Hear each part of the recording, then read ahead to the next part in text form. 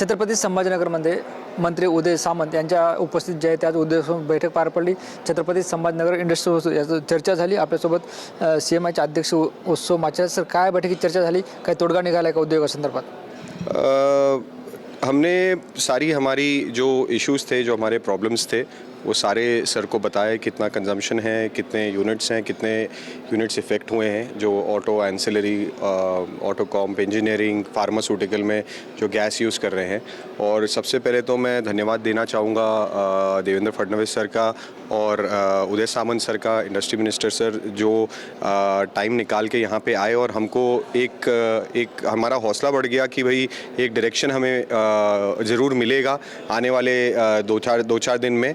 Sir ने कहा है कि ये सारा डेटा लेके जाएंगे और मुख्यमंत्री सर के साथ में भी पूरा डिस्कशन होगा, सारा डिटेल एनालिसिस होगा और उसके बाद में कोई ना कोई सोल्यूशन हमको मोस्ट डेफिनेटली मिलेगा। पण आता जे काही प्लांट बंद पडले, तर हॉटेल इंडस्ट्रीचं आहे ते नुकसान होताना पाहायला मिळतं, गॅस मिळत नाही, या संदर्भात काही चर्चा झाली का आणि तोडगा कधी निघणार याबाबत काही माहिती मिळाली का? सर, अभी जो BPCL के पास में जो लाइनें हैं, जो BPCL के जो आई थिंक मैनेजर या हेड जो भी यहाँ जो मौजूद थे, उनको सर ने बोला है प्रायोरिटी पे सब जगह में होना चाहिए कनेक्शन वगैरह। आई थिंक उन्हें कोई मीटर की प्रॉब्लम है लेकिन वो भी रिजॉल्व हो जाएगी।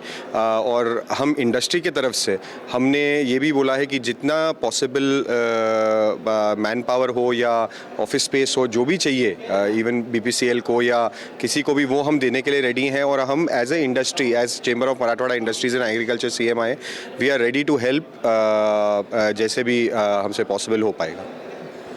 आता जी बैठक पार पडली, या बैठकीत जे आहे ते उद्योजकांचं समाधान झालंय का की तोडगा निघाल म्हणून काहीतरी? उद्योजकांना समाधान नक्की मिळालं आहे। एक सरांनी रस्ता दाखवलेला आहे कसं हे होऊ शकतं। शॉर्ट टर्म त्याच्यातनं किती बेनिफिट होईल हा अजूनही प्रश्न आहे, पण लाँग टर्म आपण स्वावलंबी कसं होऊ शकू आणि स्वतःच्या पायावरती एनर्जी सेक्टरमध्ये आपल्याला उभं राहायचं असेल तर हे कसं करायचं ह्याच्याबद्दल सामंत सरांनी आपल्याला गायडन्स दिलेला आहे। BPCLच्या लोकांना पाईप गॅसवरती त्यांनी हे दिलेले आदेश दिलेले आहेत आणि जी आमची व्यवस्था पण आहे, अधिकारी आहेत जिल्हाधिकारी, त्यांच्याकडनं पण काय सपोर्ट मिळायला पाहिजे ते त्यांना पण गाईडलाईन्स दिलेले आहेत आणि ह्याच्यातनं काही ना काही मार्ग नक्की निघेल।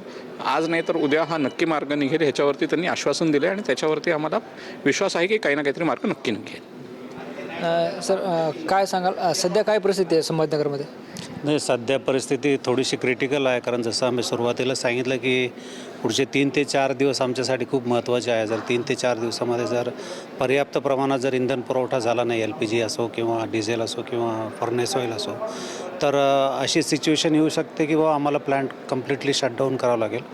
ज्या परिस्थितीमध्ये आमचा प्लॅन्ट चालतो तो एक कंटिन्युअस प्रोसेस इंडस्ट्री आहे। 365 दिवस हा प्लॅन्ट चालत असतो, त्याला मध्ये बंद करता येत नाही, कारण 1500 ते 1600 डिग्री टेम्परेचरवर 2 फर्नेस चालतात आमचे। त्याच्यामुळं कुठलाही फर्नेस शटडाऊन करायचा असेल तर त्यामध्ये सगळ्यात मोठी जोखीम असते की ज्या रिफ्रॅक्टरी आयटम असतात फर्नेसमधल्या त्या डॅमेज होण्याची सगळ्यात जास्त शक्यता असते आणि त्या परत रिपेअर करायच्या म्हटल्यावर आम्हाला त्याचा भरपूर खर्च असतो।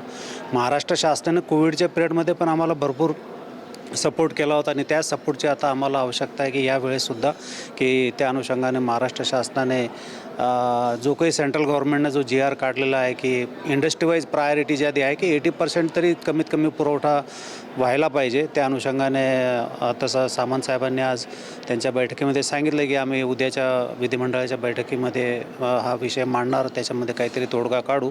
बघू पुढचे 2-3 दिवस शासनाकडून काय प्रतिसाद मिळतो आणि काय सपोर्ट मिळतो त्याच्याबद्दल। वाटतं का 4 दिवसात तोडगा निघेल म्हणून? होप्स आहे, पण बघू आता जर नाहीच काही झालं तर मग कुठल्या इंडस्ट्रीकडे प्लॅन्ट शटडाऊन करण्याशिवाय दुसरा पर्याय नाही सध्या। सर, आता जे ते यात प्रामुख्याने BPCLचा विषय चर्चेत आला, मात्र मी अशी घेतलेली माहिती अशी की किमान अग्रीमेंट करून सगळे गॅस लाईन जोडायला 2 ते 3 आठवडे लागतात। नाही, यामध्ये कसं की काही इंडस्ट्री स्पेसिफिक रिजन असतात यांच्यामध्ये। जसं आमच्या कंपनीचा जर मी विचार केला तर आम्ही बल्क सप्लायरमध्ये असतो, तर आमचा जो पुरवठा असतो दिवसाला तो कमीत कमी 20 मेट्रिक टनची आवश्यकता आहे आणि 20 मेट्रिक टनच्या सप्लायसाठी त्या पाईपलाईन सध्या त्या सुटेबल आहेत नाही, त्याचं अजून असेसमेंट झालेलं नाही आहे। आणि लाँग टर्मसाठी कुठली इंडस्ट्री ॲग्रीमेंट करत असताना कमर्शियल ॲस्पेक्टनंसुद्धा थोडाफार विचार करत असते, कारण मार्केट कॉम्पिटिटिव्ह असल्यामुळं काही गोष्टी त्या पण विचारात घेतल्या जातात।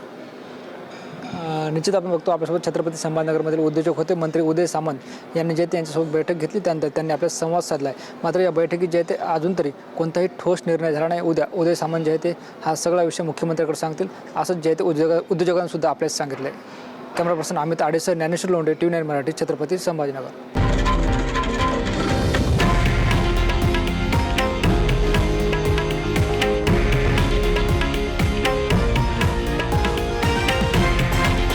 हे आहे देशातील नंबर 1 न्यूज नेटवर्क आणि आपण पाहत आहात TV9 मराठी, एकमेव.